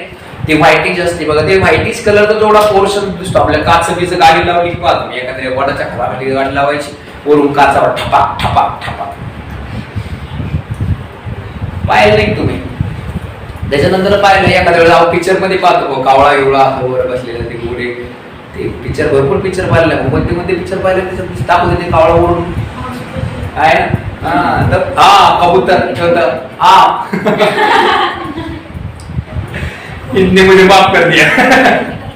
तो कन्सेप्ट काय म्हणलं मी त्यावेळेला, इथं कन्सेप्ट असा येतो की इथं काय असते, एक्सक्रेशन करण्यासाठी वाटरची गरज राहत नाही. आणि कोणता बेटा, इनोसिनिक ऍसिड पाथवे काय केला जातो बेटा, टेक्स प्लेस केला जातो for production of uric acid in the liver of the birds. म्हणजे मॅक्सिमम एक्सक्रेशन मध्ये कोणत्या ऑर्गॅनिजचा कोणत्या ग्लँडचा यूज केला जातो, लिव्हरचा यूज केला जातो. सगळेच लिव्हर मध्ये व्हायला. ठीक आहे. त्यानंतर आता बघा काय म्हणतो, the amount of energy expenditure on this mechanism खूप जास्त एक्सपेन्सिव्ह आहे. अर्थात तिला करण्यासाठी गरजेची एनर्जी काय करावं लागेल, आपल्याला जास्त लॉस करावं लागेल. लक्षात ठेवा. ठीक आहे. ॲनिमल्स लाईक स्पायडर, स्कॉर्पियन, त्याच्यानंतर कोण बेटा, penguins excrete as in the form of guanine. लक्षात ठेवा. हे जे काही स्पायडर्स असतात एक वेगळ्याच प्रकारचं एक्सप्रेशन करतात. लक्षात, स्पायडर याने काय आपल्या कातीत तुम्ही पाहिलं असेल. लक्षात ठेवा. अशा प्रकारचं काय असतं, कातीचं जाळं असतं हे की नाही जवळपास असे. तर ते जाळं जे आहे त्याचे थ्रेड्स असतात पाच. तुम्ही स्पायडरमॅन पाहिला असेल ना, स्पायडरमॅन पाहिला तू कसं करतो, असं काय भेटतं ते असं स्पायडर है ना, तिथून कुठून असं असतं. बरं ठीक आहे, बरं ठीक आहे. ओके. तर हे जे स्पायडरमॅन जो आहे त्या स्पायडरमॅनला जे फेकलेलं जाळ आहे असतं, ते जाळ कोणत्या फॉर्म मध्ये असतं, ग्वानाइनच्या फॉर्म मध्ये. कोणता असते, ग्वानाइनच्या फॉर्म मध्ये असते. स्पायडर जे असते रिलीज करते जाळ ते कोणत्या फॉर्म असतो, ग्वानाइन. थ्रेड लाईक असते. शिकार करण्यासाठी पण तिचा वापर करते, गुंडाळून टाकते शिकार. पाहिजे तुम्ही एखाद्या स्पायडरला शिकार करताना काय करते, जो एखादा ते जाळ बनवलेलं असतं जाळी, त्यात एखादा किडा गेला गलगुतला त्याच्यामध्ये लगेच जाते आणि त्याच्या पंख डायरेक्ट काय करते, गुंडाळून देते पूर्ण प्या मग खाते त्याला. लक्षात ठेवा. जिंदाही खाते भेटत, जिवंत असतं तेव्हा ते आणि लगेच खाणं सुरू करून देते त्याला. कसं वाटतं त्याला येऊन खाणं सुरू झालं आपल्याला, मारून खाल्लं तर ते वाटतं का, बहुत खतरनाक शिकारी ना ते बाबा. ध्यानात ठेवा, डेंजर शिकारी आहे. त्यानंतर काय म्हणतोय आपण, ध्यान द्या इकडे सगळेजण, खूप महत्वाचं आहे. आणि जर एखादा ॲनिमल ग्वानाइनच्या फॉर्म मध्ये एक्सप्रेशन करता असेल तर त्याला आपण काय म्हणणार आहे, ग्वानोटेलिझम. लक्षात ठेवा. When animal excrete in the form of guanine then it is called as guanotelism. त्याला आपण ग्वानोटेलिझम असं म्हणणार. लक्षात ठेवा. ध्यान द्या. मग आता बघा तुम्हाला माहिती का, एक्सक्रेशनचा आता तुम्ही लक्ष द्या, जनरल आहे. एखादा ऑर्गॅनिझम जेव्हा एक्सक्रेशन करतो बाळा, तर आपण काय करतो रे, की कधी कधी काय करता, एखादा बिमार पडते. फॉर एक्झाम्पल आपण तुम्हाला रक्तलघवी चेक करायची आहे ना, का रक्तलघवी चेक करतात, रक्तामध्ये आपल्याला कॉन्टेंट कोणते आहे हे आपल्याला कशातून कळते, आपल्या युरिन मधून कळते. लक्षात ठेवा. युरिन टेस्ट मधून कळते. लक्षात ठेवा. ब्लड मध्ये कोणते कॉन्टेंट जास्त आहे कशामधून कळते आपल्याला, युरिन मध्ये कळते. ध्यानात ठेवा. कारण आपल्या बॉडीमध्ये एक्सेस काय असेल तर ते बाहेर कशाच्या फॉर्म मध्ये येऊन जाणार आहे, युरिनच्या फॉर्म मध्ये. जर ग्लुकोज आपल्या एखाद्याला शुगर व्हायला असेल तर त्याच्या युरिन मध्ये काय क्वांटिटी असणार आहे, ग्लुकोजची क्वांटिटी असणार आहे. बरोबर आहे की नाही, कळतंय तुम्हाला. म्हणजे लक्षात ठेवा, ज्या वेळेला आपली फिजिओलॉजिकल लॅब जे असते, पॅथॉलॉजिकल लॅब मध्ये ज्या वेळेला आपल्या युरिनची टेस्टिंग होते त्यावेळेला आपल्या खूप साऱ्या लेवल चेक केल्या जातात आणि त्या लेवल मध्ये सगळ्यात महत्त्वाची एक लेवल असते. लक्षात ठेवा. तिचं नाव आहे कोणती बेटा, प्लाझ्मा क्रिएटिनाइन. काय बेटा, प्लाझ्मा क्रिएटिनाइन. ध्यानात द्या. क्रिएटिनाइन लेवल आपण तो यार क्रिएटिनाइन लेवल वाढली होती यार, सो बॅड. नसं नाही की तुम्ही, पण मी सांगतो तुम्हाला केव्हा वाटते बघा. लक्षात ठेवा. काय म्हणायचं बेटा या ठिकाणी, प्लाझ्मा क्रिएटिनाइन केव्हा प्रोड्यूस होते बघा. लक्षात ठेवा. कॅटाबॉलिझम ऑफ द क्रिएटिनाइन फॉस्फेट कशापासून बेटा, creatinine phosphate during the skeletal muscles contraction. लक्षात ठेवा, जेव्हा आपण स्केलेटल मसल्स कॉन्ट्रॅक्ट होतात त्यावेळेला कोण बेटा आपला काय क्रिएटिनाइन फॉस्फेट कशामध्ये कन्वर्ट होत असतो बेटा, प्लाझ्मा क्रिएटिनाइन मध्ये कन्वर्ट होतो आणि हा रिलीज होतो कशामध्ये, ब्लड, कंटिन्युअस रिलीज होत राहतो. कसा, कंटिन्युअस रिलीज होत राहतो. त्याच्यामुळे त्याचं जे काही मेन प्रोसिजर आहे ती कशी राहते, एकदम मेंटेन राहते बेटा. इट इज अ सोर्स किंवा it's source of high energy phosphate. आणि याला काय म्हणतो आपण, एक हाय एनर्जी फॉस्फेट गरजेचं नाही, लक्षात ठेवायला. कोण आहे high energy phosphate, creatinine phosphate is a high energy phosphate which is later converted into a plasma creatinine when skeletal muscles are contracts. Clear? आता काय होते बघा, लक्षात ठेवा, नॉर्मली ब्लड क्रिएटिनाइन, आता कशामध्ये असतं पुन्हा क्रिएटिनाइन, ब्लड लेवल मध्ये जी क्रिएटिनाइनची लेवल आहे, नॉर्मली ब्लड मध्ये जी क्रिएटिनाइनची लेवल आहे कशी असते बेटा, रिमेन स्टेडी, यानी कशी असते, इक्वल असते, सारखी असते. लक्षात ठेवा, कशामुळे, the rate of production is matches. अर्थात बनत बी राहतात, डिस्ट्रॉय होत राहतात, बनत बी राहतात आणि डिस्ट्रॉय होतात. मला सांगा, एखादी गोष्ट बनती पण आहे, डिस्ट्रॉय होती, बनती पण आहे, डिस्ट्रॉय होती, बनती पण आहे, डिस्ट्रॉय होती. म्हणजे आपण काय करतो, डिस्ट्रॉय होती म्हणजे कुठे चालली ती, बॉडीच्या बाहेर. त्याच्यामुळे बनली, बॉडीच्या बाहेर टाकल्यावर बनली, तर तिचं ब्लड मध्ये प्रेशर कसं राहील, मेंटेन. बरोबर आहे की नाही. पण आता काय झालं, क्रिएटिनाइन ब्लड मध्ये बनून तर राहिलं, म्हणजे ब्लड मध्ये येऊन तर राहिलं, पण बाहेर जाताना त्याचं प्रमाण जर आपल्याला जास्त वाटायला लागलं, याचा अर्थ समजून घ्यायचा आपल्या किडनी मध्ये काय झाला, फेल झाले. लक्षात ठेवा, किडनी फेल्युअरचं फंक्शन काय असते, ध्यानात ठेवा. काय म्हणते बघा, hence level above the normal level is a indication of poor renal function. लक्षात, रिनल फंक्शन म्हणजे काय, किडनी फंक्शन. लक्षात ठेवा, जर आपल्या ब्लड मध्ये क्रिएटिनाइन लेवल जर कधी हाय असेल तर समजून घ्यायचं आपल्या किडनी आता काय करत नाहीये, फंक्शन करत नाहीये. लक्षात ठेवा. अदरवाइज काय म्हणणार आपण, या क्रिएटिनाइन लेवलची ती कशी राहते, नेहमी स्टेडी राहते, जेव्हा आपल्या किडनी काय करत असतात, फंक्शनिंग करत असतात. समजतंय. It is the most important fact in the excretion. तुम्हाला काय वाटतं मग एक्सक्रेशन काऊन गरजेचं आहे, लक्षात ठेवा. एक्सक्रेशन कसं गरजेचं आहे बघा, सांगतो त्या ठिकाणी.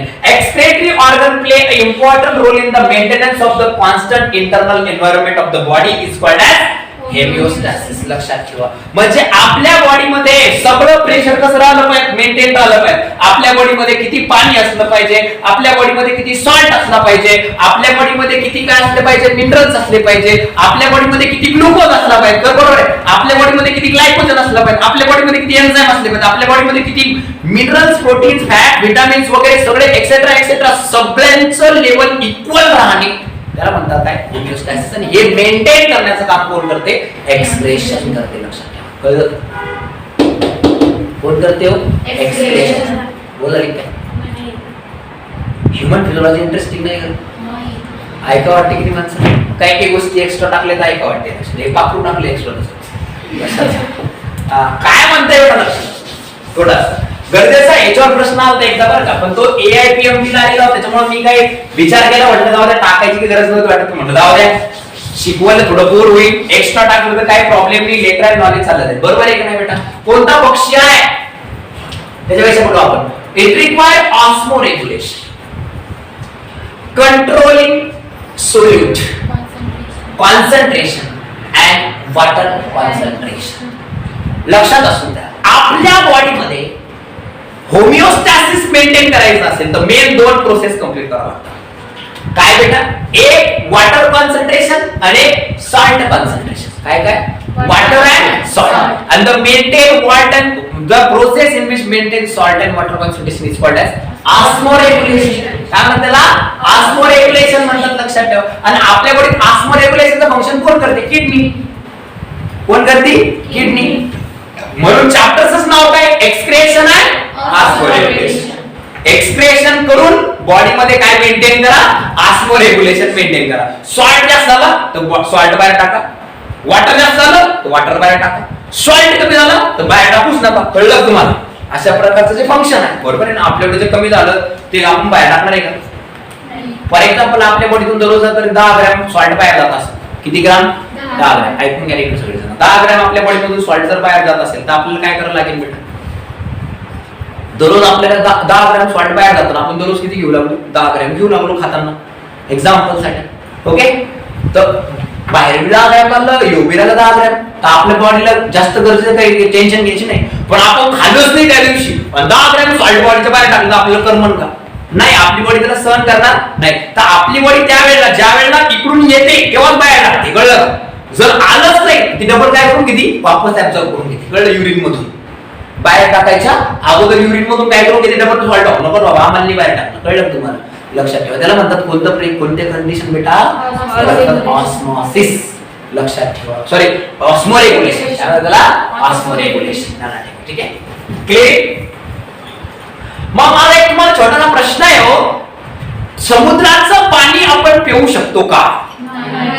का? मग सॉल्टचं प्रमाण जास्त आहे म्हणून काय होते? आपल्या बॉडीत ते ऍब्सॉर्ब होणार नाही. कारण त्याचं सोल्युशन आपल्या बॉडीपेक्षा हायपरटॉनिक आहे. कसं आहे? हायपरटॉनिक. आपल्या बॉडीमध्ये हायपरटॉनिक तिकडं हायपरटॉनिक. तर आपण पाणी पिल्यानंतर ते ऍब्सॉर्ब होईल का आपल्या बॉडीमध्ये? अजिबात ऍब्सॉर्ब होणार नाही. लक्षात ठेवा. कळतंय तुम्हाला? त्याच्यामुळे आपण समुद्राचं पाणी पिऊ शकत नाही. मग आपल्याला काय करायला लागेल? लक्षात ठेवा. तर आपण समुद्राचं पाणी कशानुसार पिऊ शकतो? कंडेन्सेशन करून. काय करून? कंडेन्सेशन. माहिती ना कंडेन्सेशन प्रोसेस त्याला बाष्पीभवन म्हणतो आपण. बरोबर आहे? संगनीभवन. काय? संगनीभवन प्रोसेस करून करू शकतो. तर अशाच प्रकारे मग आता हा तो एक बर्ड आहे. The marine bird. खाऱ्या पाण्यामध्ये राहणारा एक बर्ड आहे. त्याचं नाव काय बेटा? अल्बॅट्रॉस किंवा अल्बॅट्रॉस. बरोबर आहे? अल्बॅट्रॉस नावाचा एक बर्ड आहे की जो कशावर डिपेंड करतो? पूर्ण लाईफ लॉंग तो कशावर डिपेंड बेटा? सी आणि सी वॉटर. ठीक आहे? समुद्र आणि समुद्राचं पाणी याच्यावर डिपेंड येतो. मग पाणी कोणतं पित असतो? साहजिक कोणतं पाणी पिणार आहे बेटा? समुद्राचं पाणी पिणार आहे. मग तो समुद्राचं पाणी कसं पचवतो? त्याला समुद्राचं पाणी पचवण्यासाठी त्याच्याकडे कोणत्या ग्लँड्स असतात? सॉल्ट ग्लँड असतात. लक्षात ठेवा की तिच्या कोणत्या जवळ प्रेझेंट असतात? नॉस्ट्रिल जवळ present to manage the osmotic balance. कळलं? जर आपल्याकडे या ग्लँड्स असतात सॉल्ट प्रोड्युसिंग ग्लँड तर आपण ते पाणी पिऊ शकलो असतो. पण आपल्याकडे त्या ग्लँड प्रेझेंट नाही. त्या कारणानं आपण ते पाणी पिऊ शकत नाही. तुम्हाला कधी ट्राय करून पाहिजे ना का पाण्यात मीठ टाका खूप जास्त मग पिऊन पा कसं वाटतं बापी? कसं वाटतं? एकदम बकवास एकदम बंगा. आपली बॉडी तुला काय करत नाही? ऍक्सेप्ट करत नाही. लक्षात ठेवा. कळतंय? बघा many marine organism like sea turtles okay and marine iguanas also have such salt excreting glands. लक्षात ठेवा. ज्या ग्लँड्स काय करतात? सॉल्ट एक्सक्रीट करतात त्यांच्या बॉडीमध्ये. लक्षात असून द्या. का म्हणतोय मी सॉल्ट एक्सक्रेशन का गरजेचं आहे? मग सॉल्ट ग्लँडला त्याला पाणी का पचते हे माहिती पाहिजे ना तुम्हाला. सॉल्ट ग्लँडला काय झालं पण नेमकं त्याला पाणी पचायला? बघा बाहेरचं पाणी कसं आहे? सॉल्टी. आतमधलं एन्व्हायरमेंट जर कधी त्याच्यापेक्षा सॉल्टी असेल तर ते बाहेरचं पाणी आतमध्ये काय करू शकतो आपण? ऍब्सॉर्ब. कळलं तुम्हाला? त्याच्यामुळे आपल्या बॉडीमध्ये सॉल्ट प्रोड्युसिंग ज्या ग्लँड्स असतात त्याच्या बॉडीमध्ये काय असतात? Salt producing gland. त्याच्या बॉडीला काय करतात? More salty than the external environment. कळलं का? त्याच्यामुळे बाहेरचं पाणी कुठे ऍब्सॉर्ब होतं? कारण तुम्हाला माहिती वॉटर नेहमी ऍब्सॉर्ब कसं होत असतं बेटा? जे हायपोटॉनिक सोल्युशन कडनं हायपरटॉनिक सोल्युशन एक्झॉस्मॉसिस होते. बरोबर आहे की नाही? त्या पद्धतीने होते. कळलं तुम्हाला? ध्यानात असून द्या. ह्या खूप महत्वाच्या गोष्टी आहेत. And that is this bird. हा तो बर्ड आहे. लक्षात ठेवा. काय नाव त्याचं? अल्बॅट्रॉस. एकदम सुंदर पक्षी बघा बरं. आणि पक्ष्यांची लाईफ सध्या खूप धोक्यात आहे बरं. रेडिएशन. कशामुळे बेटा? रेडिएशन. एकदा पाहू नये बरं कधी बाहेर काय चालू आहे ना ते भिजवून टाकावं लागेल.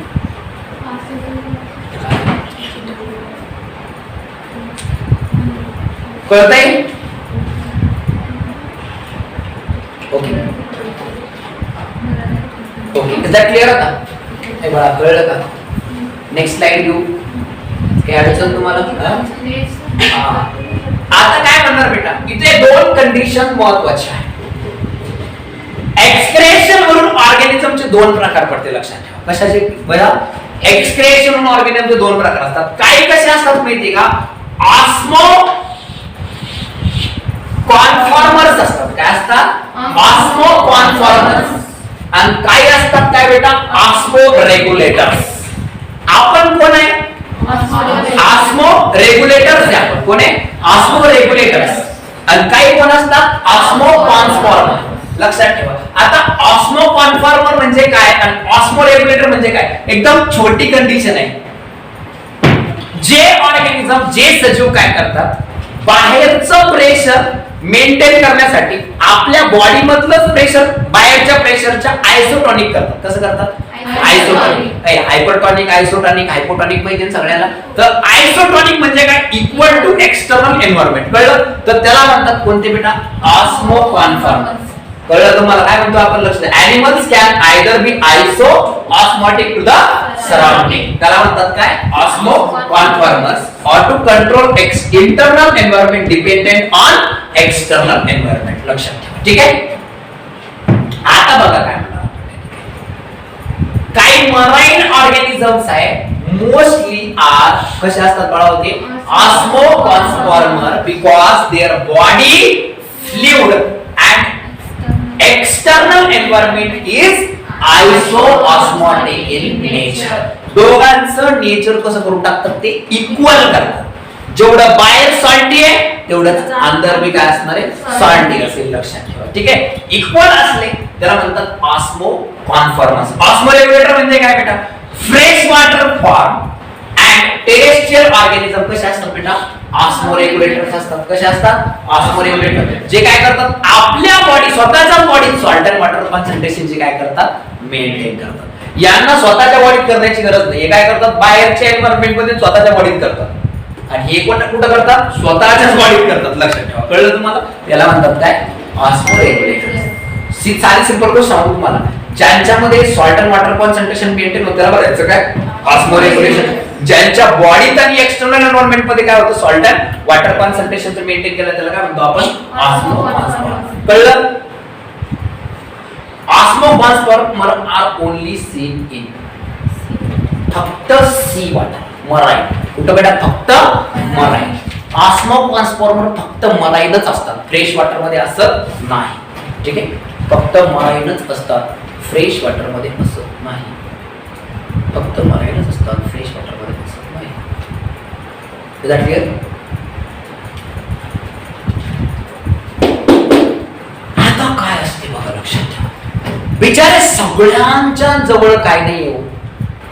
सगळ्या इंडिव्हिज्युअल जवळ काय नाही. मॅच्युअर असलेली अशी एक्सक्रिएटरी सिस्टम प्रचे नाही आहे बाळा. सगळ्याजवळच नाही हो. मॅच्युअर असलेली सिस्टम सगळ्याजवळ नाही. आता प्रोटिस्ट, आता पोरिफेरा घेतला तुम्ही तर त्याच्यामध्ये काय असणार बेटा? सिस्टमच नाही ना प्रेझेंट. त्याच्यानंतर त्याच्यापेक्षा कोणी निडेरिया घेतला असेल त्याच्याकडे काय नाही हो, सिस्टमच नाही. त्याच्यानंतर काय घेतला आपण? टिनोफोरा घेतला, त्याच्याकडे काय नाही हो, सिस्टमच नाही. एक्सक्रिएटरी सिस्टमच नाही. तरी एक्सक्रेशन तर करावं लागणार आहे ना बाबा. हा, लक्षात ठेवा. त्याच्यानंतर प्लॅटी हेल्मेंथिस मध्ये घेतला आपण तर त्याच्यात थोडीशी आपल्याला एक्सक्रेटरी सिस्टम दिसते आणि त्याच्यामधले असलेली एक्सक्रेटरी सिस्टम तिला म्हणतो आपण काय बेटा? प्रोटोनेफ्रिडिया. काय म्हणतो आपण त्याला? प्रोटोनेफ्रिडिया. क्लियर? ओके, ध्यान द्या. आता अशा प्रकारे बेचारे कुछ तो गरीब इंडिविजुअल है हमारे जैसे. वो गरीब इंडिविजुअल क्या कर रहे हैं बेटा? तो एक्सप्लेनेशन करने के लिए कुछ तो जुगाड़ जमा रहे हैं. ठीक है. तो प्रायमरी प्लॅटी हेल्मेंथिस असेल त्याच्यामध्ये काय असते? प्रोटोनेफ्रिडिया नावाची काय असते? एक्सक्रेटरी सिस्टम प्रेझेंट असते. And the excretion takes place with the help of flame cell. आपण ने बताया था. ठीक है, की प्लॅटी हेल्मेंथिस फ्लॅट बॉम्ब मध्ये एक्सक्रेशन कशा थ्रू होते? Flame cell. आहे का नाही? लक्षात शिकवलं होतं फ्लेम सेल. ओके. आणि हा पॉइंट मी तिथूनच लिहिलेला आहे. लक्षात ठेवा. एनसीईआरटी ने दिलेला आहे पण मी मागचं ओपन काढलं होतं. लक्षात राखलेला. ठीक आहे. बढिया टॉपिक आहे. लक्षात द्या. Nephridia. These are found in mostly animals that lack a true body cavity. ज्यांच्यामध्ये बॉडी कॅव्हिटी नसते त्यांच्यामध्ये एक्सक्रेशन होण्यासाठी कोणती प्रोसेस असते? कोणतं ऑर्गन बनलेलं असतं बेटा? Protonephridia. It is not a organ, it is a cells only. काय ह्या काही सेल्स आहे. लक्षात ठेवा. Okay. Which makes some vesicles like structure. कसं? काही वेसिकल्स बनवतात. काय बनवतात? ते असे वेसिकल्स. आणि त्या वेसिकल्सच्या फॉर्म मध्ये काय केलं जाते बेटा? तर एक्सक्रेशन केलं जाते. बॉडीच्या बाहेर एक्सक्रेटिव्ह मटेरियल टाकलं जाते. लक्षात ठेवा. Porifera excrete bye the process of simple diffusion process. कोणती बेटा? Simple diffusion process. लक्षात असून द्या. सम हायड्रा ऑल्सो. हायड्रा माहिती तुम्हाला? हायड्रा जो आहे तो पण काय करतो बेटा? डिफ्युजन प्रोसेस ना काय करतो? एक्सक्रेशन करतो. Osculum through. Porifera excrete with the help of osculum. कशा थ्रू बेटा? ऑस्क्युलम थ्रू काय करतो? एक्सक्रेशन करतो. लक्षात असून द्या. ठीक आहे. त्याच्यानंतर पुन्हा काय म्हणतो आपण, काही प्लॅटी एलिमेंटिस असेल तर नेफ्रिडिया. त्याच्यानंतर पुन्हा काय बेटा, protonephridia are also found in the some कोण बेटा, rotifers and some annelids and some amphioxus. ठीक आहे, अशा प्रकारचे काय ॲनिमल्स आहेत त्यांच्यामध्ये पण अशा प्रकारचे दिसून येते. नंतर तो कोण बेटा, मेटानेफ्रिडिया. काय बेटा, मेटानेफ्रिडिया आहे. मेटानेफ्रिडिया ही पण एक ऑर्गनच आहे, लक्षात ठेवा. अशा प्रकारचे एक्सक्रेटरी ऑर्गन नॉर्मली आहे. कुठे दिसून येते बेटा, these are unbranched coil tube that connect the body cavity through the funnel like structure. Okay, funnel like structure called as nephrostomes. लक्षात ठेवा, काय म्हणतो आपण त्याला, नेफ्रोस्टोम्स. आता नेफ्रोस्टोम्स काय असते मी सांगतो तुम्हाला, 2 मिनिटं लक्ष द्या. Body fluid enter the nephridium through a nephrostome and get discharged through a nephridiaphore. लक्षात ठेवा, it is normally seen in the कोणामध्ये दिसते बेटा, इन्सेक्ट्स मध्ये. कोणामध्ये दिसून येते, इन्सेक्ट्स मध्ये दिसून येते. लक्षात ठेवा. व्हॉट इज इन्सेक्ट, इन्सेक्ट माहिती आहे तुम्हाला सगळ्याला, हायपोनिया इन मोस्ट कॉमनली इन्सेक्ट्स. ध्यान द्यायला सगळे. कुठे गेलं ते, okay, normally found in the earth home. Sorry, कशामध्ये दिसून येते बेटा, अर्थ होम मध्ये. ध्यान द्यायला सगळे जण. काय असते माहिती का, यांच्यामध्ये लॉंग ट्यूब असते एक्सक्रेशन साठी, जी की पूर्ण बॉडीच्या एंड पार्टला प्रेझेंट असते. अर्थ होम मध्ये कुठे असते बेटा, एंड पार्टला. आणि एंड पार्टला प्रेझेंट असते जी लॉंग ट्यूब आहे, जी ओपन झालेली असते एका छोट्याशा पार्ट मध्ये, ज्या पार्टला आपण काय म्हणणार बेटा, the part of a body in which the काय म्हणणार, मेटानेफ्रिडिया जे ते ओपन होते. लक्षात ठेवा, त्याला काय म्हणणार आहे आपण, लक्षात ठेवा. कुठे गेले आपल्याला सापडलं नाही.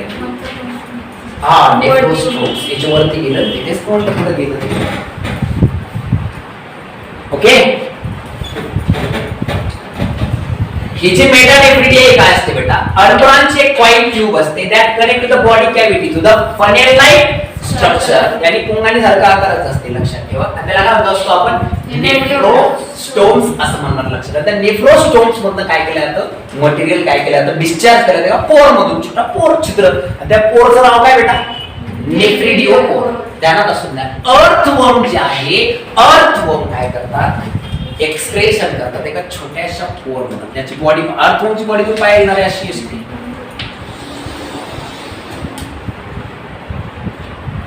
नेफ्रिडिओपोर इथं असते, असं छोटं छिद्र असते असं. ओके, आणि तुम्ही पाहिलं असं एखादा एक हे घेतला, त्याच्या बॉडी मधून बाहेर येते, बाहेर गांडूळ वगैरे पाहिलं असं तुम्ही, त्याच्या बॉडी मधून एक इकडून बाहेर, दोन्ही साईडला प्रेझेंट असते. लक्षात ठेवा, तिकडून पण असते, इकडून पण असते. लक्षात ठेवा, ते खाते पण तिकडनं, हे एक्सक्रेशन पण काय करते, तिकडनंच करते. लक्षात ठेवा. ठीक आहे, याची बॉडी एकदम कशी असते, स्लेंडर असते. नेफ्रिडिओपोर म्हणणार आपण. ध्यान द्या. काय म्हणतो बेटा, in most common insect. Insect यानी कोण बेटा, आपले जे काही एंड्स वगैरे, एंड्स यानी काय, मुंगी. ठीक आहे, मुंगी वगैरे जास्त ते एक्सक्रेशन कशा थ्रू करतात, the excretion takes place by the set of blind ended a tube that is called as Malpighian tubule. लक्षात ठेवा, एक छोटीशी ट्यूब्यूल आहे त्यांच्या बॉडी मध्ये, त्याला मालफिंजन ट्यूब्यूल म्हणतो. तुम्ही पाहिला तर एंडला बाबूला असं असते पहा, आहे का, असा मागचा पोर्शन असतो, थोडी बारीक असते तिची बॉडी, डबल एक पुढे तोंड असते असं प्रकारचं काहीतरी. सो अशी प्रकारची मुंगी असते बघा. ठीक आहे, आपल्याला की जमणार नाही पण जवळपास वाटायला ती मुंगी आहे. तर तर इथं असते, इथून बाहेर पडलेली असते छोटीशी ओपनिंग असते. That opening is called as Malpighian opening. काय म्हणतात त्याला, मालफिंजल ओपनिंग म्हणतात. आणि तिच्या थ्रू काय करते ती, एक्सक्रेशन एक्सक्रेट करते. लक्षात ठेवा, कळलं, काय एक्सक्रेट करते बेटा, एक्सक्रेशन एक्सक्रेट करते. आणि यांच्यामध्ये एक्सक्रेशन वेस्ट मटेरियल एकत्र मिक्स होऊन बाहेर येतं बरं का. लक्षात ठेवा, यांच्यामध्ये काही आपलं वेस्ट, डायजेस्टिव्ह वेस्ट वेगळा आणि हाय वेस्ट वेगळा असं राहत नाही. कळतंय, क्लियर झाला कन्सेप्ट. आता चलो अब बात करते हैं, ह्या खूप महत्त्वाचा एक पॉइंट या ठिकाणी सांगायचा आहे, underline this. The some of crustaceans. Okay, काही crustaceans have green glands and antennal glands as a excretory organ. लक्षात ठेवा, काही इन्सेक्ट्स आहे की त्या इन्सेक्ट्स मध्ये काय असतं बेटा, स्पेशल ग्लँड्स असतात. त्याला ग्लँडला काय म्हणतात बेटा, ग्रीन ग्लँड्स. आणि काय बेटा, ॲन्टिनल ग्लँड्स असतात की ज्या कायसाठी युजफुल असतात, एक्सक्रेशन साठी युजफुल असतात. काही किडे किटकुला आहेत त्यांच्यामध्ये. ठीक आहे, नंतर काय म्हणणार आपण, मेंबर्स ऑफ फायलम इचिनोडर्मॅटा. आपला जो फायलम आहे कोणता बेटा, इचिनोडर्मॅटा. हा फायलम खूप दलिंदर फायलम आहे. लक्षात ठेवा. सगळ्या फायलमची लिंक चांगली लागते आणि नंतर हा फायलम शिकवायला जातो आपण डबल सांगायला लागते, याच्यात नाहीये फक्त हे आहे का नाही. लक्षात ठेवा, आपण तेव्हा पाहिलं होतं शिकवताना सांगितलं होतं मी तुम्हाला. The members of phylum each and order matter do not have any specialised excretory organs. ध्यानात ठेवा, इच अँड ऑर्डर मॅटर मध्ये कसल्याही प्रकारचे एक्सक्रेटरी ऑर्गन्स काय राहत नाही बेटा, प्रेझेंट राहत नाही. लक्षात ठेवा. The waste material directly diffuse into water और it is called as excreted through the tube feet. सांगितलं मी तुम्हाला कशा थ्रू एक्सक्रेशन करते का, ट्यूब फीट पासून काय करणार आहे, एक्सक्रेशन करणार, direct remove excretory material in the body through the simple diffusion. कळलं तुम्हाला. सिंपल डिफ्युजन नुसार इच अँड ऑर्डर मॅटर काय करतो, एक्सक्रेट करतो. लक्षात असू द्या. आता राहिला विषय काय मॅमल्सचा. आता आपण सगळे पाहत आलो, पोरिफेरा बघितला आपण, निडेरिया बघितला, सिलेंटेरेटा बघितला, ॲनिलिड्स बघितले, प्लॅटिहेल्मिंथस बघितले. सगळ्यांमध्ये कशा पद्धतीने एक्सक्रेशन होतात ते बघितलं, इन्सेक्ट मध्ये बघितलं, आता इच अँड ऑर्डर मॅटर मध्ये बघितलं. आता काही मॅमल्स आहे, कॉर्डेट्स आहे, मॅमल्स अँड कॉर्डेट्स. आपण मॅमल्स मध्ये जे आहे, या मॅमल्स मध्ये काय असते, specialised structure develop for the excretion. आपल्याला एक्सक्रेशन करण्यासाठी स्पेशलाइज्ड स्ट्रक्चर त्या ठिकाणी डेव्हलप केला जाते आणि that specialised structure is nothing but, त्याला काय म्हणतात लक्षात ठेवा, दॅट इज द किडनीज. काय बेटा, kidneys. Collection of the functional unit called as nephron. या किडनीचं स्ट्रक्चरल फंक्शनल युनिट कोण असतं बेटा, नेफ्रॉन असतं, which is well designed to extract metabolic waste in the higher organism. कोणते ऑर्गॅनिझम आता, हायर ऑर्गॅनिझम जे असतात, मोठे मोठे जे काही प्लांट आहे, सॉरी मोठे मोठे जे काही कोण बेटा आपले ॲनिमल्स आहे, यांच्यामध्ये एक्सक्रेशन करण्यासाठी डेव्हलप सिस्टम बनलेली असते आणि that total developing system separate for the excretion is called as excretory system. लक्षात ठेवा.